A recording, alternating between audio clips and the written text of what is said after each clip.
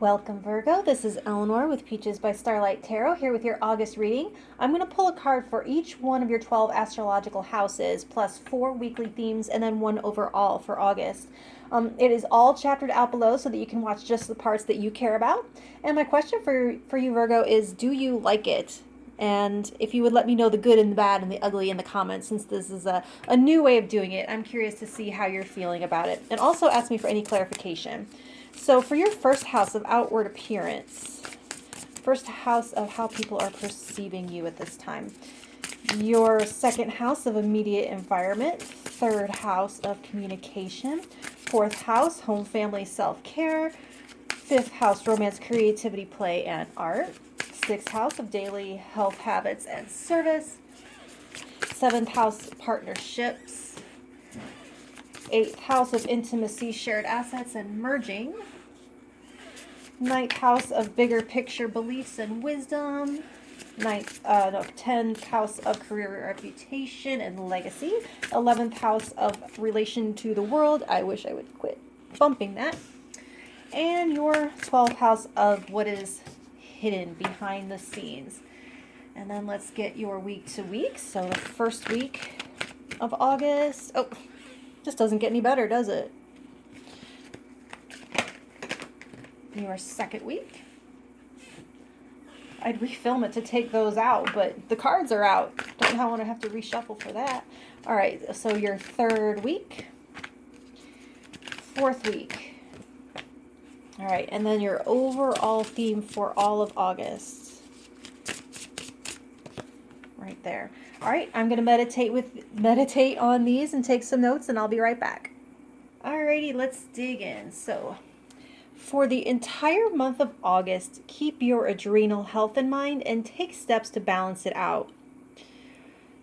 This 100% does not constitute medical advice. I do not use cards for medical questions. That's why we have doctors. However, if this does resonate with something you're experiencing, it may be worth bringing up with your doctor. So there is that. Look out for being unusually tired. I mean, I feel like we're all tired all the time, but like extra tired, more tired. Sleep problems or unexplained weight loss or suddenly like needing coffee more often than just your morning coffee or weird salt or sugar cravings. From what I understand, the adrenals don't actually burn out, but people definitely do. And our, receptors of those chemicals, they can get overwhelmed under chronic stress. And so you can support the health of these organs with, like, I think, stable blood sugar, proper sleep, and healthy work-life balance boundaries are a must. And that is pretty much all over the place here. It's going to revolutionize a lot of things. All right, so for your first week, you have Metamorphosis. And this is similar to the Death card in Tarot in that it's saying something new is going to cost you something old. And you do have new coming in here all over the place. You have, the Ace of Coins, Ace of Vessels, Apprentice of Vessels, and yes, things moving out of your experience, the Three of Swords. So considering your stress levels are enough of a concern that they felt the need to characterize your whole month by it, surrender to the process and embracing the new with open arms will probably be to your highest benefit at this time. For your second week, you have, this is Ghostlands. So that said, about embracing the new and not stressing yourself by resisting change, that can go the other way. That can be detrimental to the other extreme where you're trying to live in the future that does not exist yet. It's like that's how you topple over, by reaching for something and it's not there and you fall on your face. So your reading is full of earth energy, so grounding is the key to this transition. A focus on your sphere of control in the present time and places. Present time and place. So for your third week, you have Wishing Well. Another indication of new beginnings here, but I'm feeling them like planted in the ground as ideas, growing but yet to emerge and breach the surface. It's taking form here in this week as an impulse or inspiration. So here in the first week, that might be where the old stuff starts to shake loose, get uncomfortable, like a snake noticing its skin getting a little tight and itchy. And here in that second week, having to resist leaping out of it prematurely. Like you pull at a hangnail and it's like you can't wait to get that off, but then it like yanks too far and pulls off the live skin and then you're in pain. That's what I'm talking about there, metaphorically. So now here is where you start to have insight enough to set concrete intentions. I know sometimes my metaphors get weird. I know. So for your fourth week, you have commitment. Beautiful. I just love it when these flow so logically. It makes my job easier. You're moving from inspired intent into committing to that course of action or to that relationship. The only thing they're really saying here is that this has real staying power, so be sure it's for everyone's highest good before signing on the metaphorical dotted line. Because these changes, there's some permanence to some of these changes. So in your first house of how people are perceiving you, your outward appearance right now, you have the Two of Coins, and so gracefully balanced and also very busy. You're coming off active and engaged with everything you're participating in, but people can see you definitely don't have room for anything else. And so since there is a slow transitioning happening, it's drawn out over the month, they might see you like straddling two worlds or having a foot in two different worlds. People would say at this time that you are extremely efficient, an excellent multitasker, multi-talented, and also they can see, it's clear on the surface how deeply you care about what you're doing, how committed you are. So in your second house of your immediate environment, the Champion of Coins. And so you'll be implementing tiny incremental change to your body, to your tools, to your home.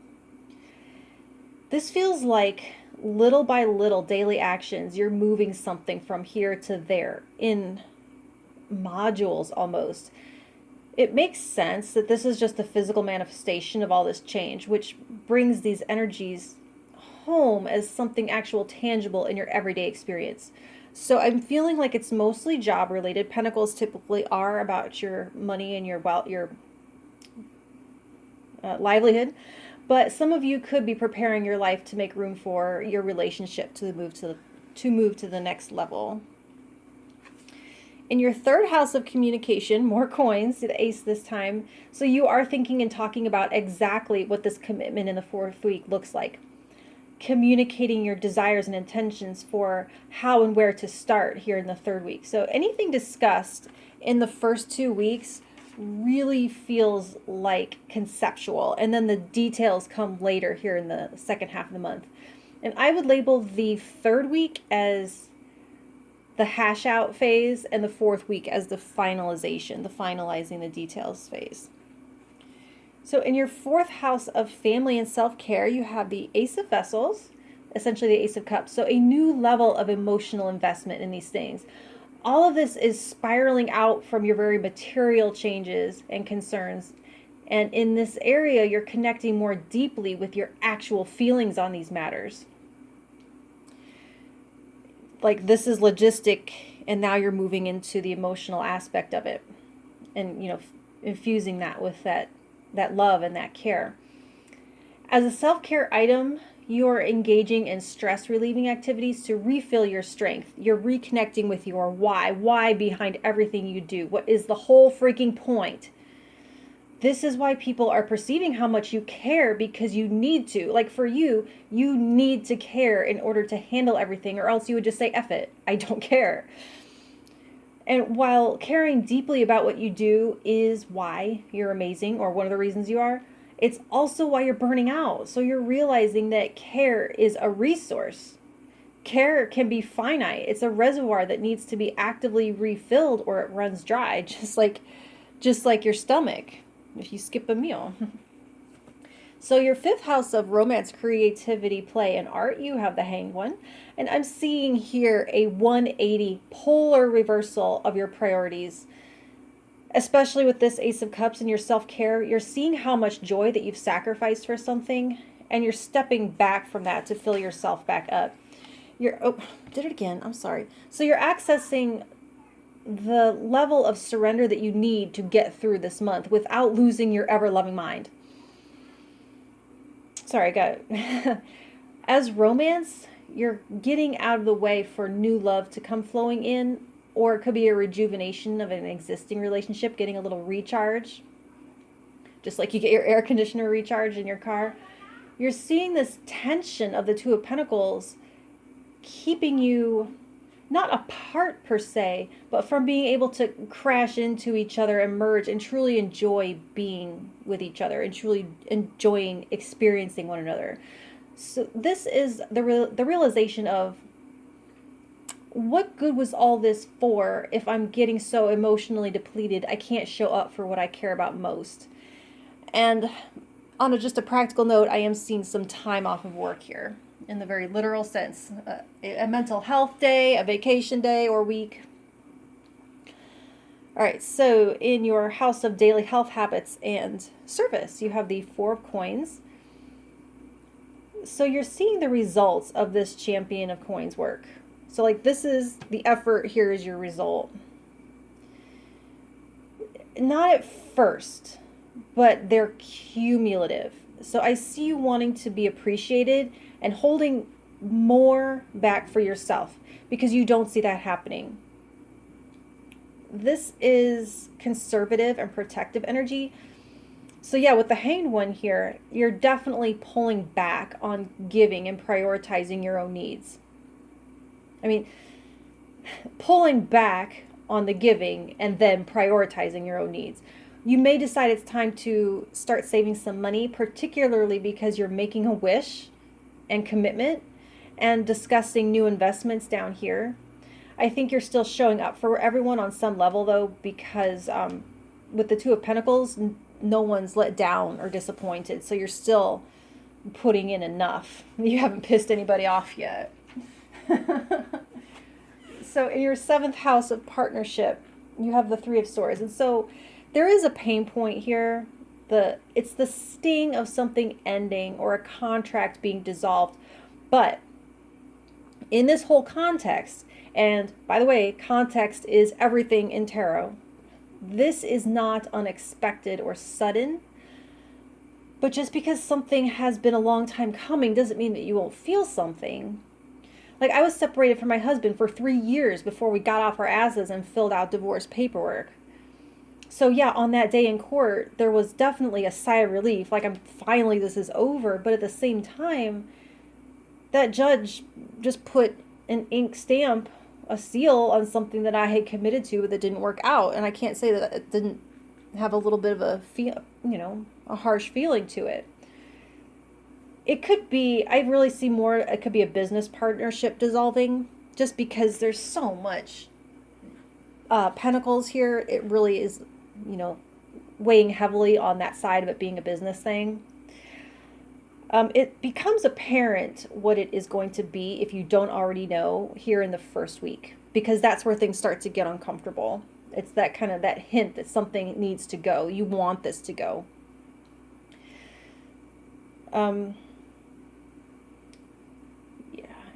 It's like you might be a little bit anxious for it to be over with there in the second week and plan out the future in the third week, sign something in the fourth week. But since you have a new beginning in your commitment sector and commitment here, as much as there might be a sting of goodbye, it's over pretty quickly because your new beginning is already underway. In your 8th house of intimacy and shared assets, you have the Apprentice of Vessels. This is the Page of Cups. All new levels of vulnerability made possible by this release of the Hanged One and metamorphosis. It's this is the opening of the floodgates, and the Ace of Vessels there, that's the flood. It's ushering you from this wishing well to the commitment. It's kind of like flowing you through, like you're riding a stream. So just as a quick recap here,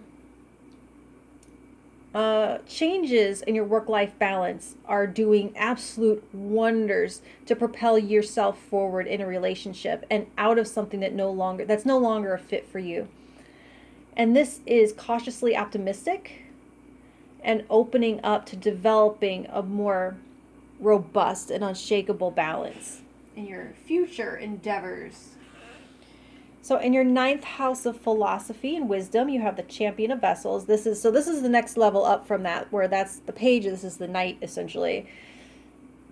Carrying on this theme of beginnings and progressions. So if you'll notice, you have virtually no swords except that one. Mostly pentacles and vessels. So representing action, resources, and emotions. So even in your 2 houses of mentality, down here and up here, you still have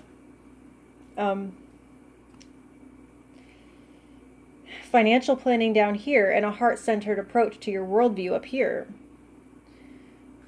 Not much conceptual or logical thinking, which is great because overthinking at this time will gum up this whole beautiful works. So you're adding a layer of sensitivity and sensuality to your philosophy on life, softening it into something even more fluid. Like, I can see where burnout could have created some rigidity in certain corners, kind of like an overworked muscle becomes stiff or tight, and that tightening is aggravating around that pain in that 3 of Swords. And it's actually this kind of, I don't know, mushier attitude will actually massage out the emotional knots. So far, this is a beautiful, I'm going to say this restorative month for you. All right, so in your 10th house of reputation and legacy, you have the 2 of Wands. So both of these, you got 2s in the way people are perceiving you. This is just kind of like the more long-term version of it. Yeah, proportional follow-through. So you're building a reputation as someone always self-directed, always moving forward at the right time. Like, we don't have to always be moving forward, but at the right time. So you're handling yourself so you don't get too stuck for any longer than it takes just to learn a lesson. And at the same time, still knowing how to stop and prepare properly for a journey. People will call you principled. They'll call you clear in your identity, altruistic in your motivations and intentions, and open-minded, very open-minded. So in your the 11th house, relationship to the outer world, Keeper of Coins. So this is a very solid and grounded relationship to how the world works in a physical and mechanical way. You just understand stuff, you understand people, and you know how to interact with both of them beneficially. And you know how people and stuff interact. You have a strong physical presence in this world, a heavy, strong footprint, a gravity, an intense gravity, a hard worker, a generous lover, a firm footing, even in these times of change. So I would say a solid connection and a tight seal to the world around you. All right, in your 12th house, behind the scenes, the hidden, you have the Proclaimer, also known as the Hierophant. All of this works because of structure. There's a sturdy framework of authority giving the whole thing and you an unbreakable backbone. Not literal. Be careful of your back, for real. Especially with you being so tired. Oh, yeah, being really tired can lead to injury. Watch this. This is very important. Anyways, all of this comes and goes as it should. It holds together boundaries and intermingles in the proper balance and timing because you stay in your power. You're your own gatekeeper, keeping yourself in check so that no one else has to. And you wouldn't allow them to anyway unless they're right, which you can allow because, once again, ownership. I have never seen self-trust like this in all my years of reading, Virgo. So your subconscious is very aware, even if you aren't, that this is all a play. And the universe is the only actor. You're the only actor. And so you might as well play the hell out of every role you get. So that's what I have for you, Virgo, in August. And if you want to know what I have for you in September, hit that like and subscribe, and I'll talk to you then. Thank you.